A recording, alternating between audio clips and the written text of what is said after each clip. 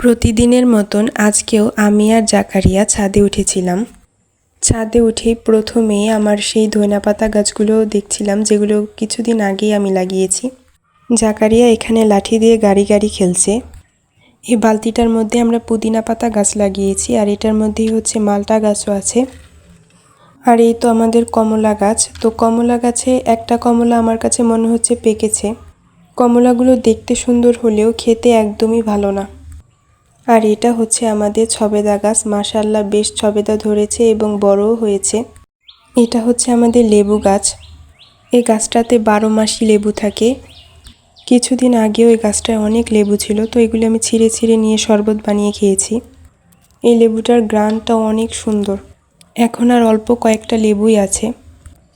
প্রতিদিন বিকালের ডিউটি আমার ছাদে গাছে পানি দেওয়া, তো আজকেও তাই করছিলাম। এগুলো হচ্ছে অ্যালোভেরা গাছ। এই গাছগুলোতে পানি দিচ্ছিলাম। আর এই গাছটা হচ্ছে কদবেলের চারা, কয়েকদিন আগে আনা হয়েছে।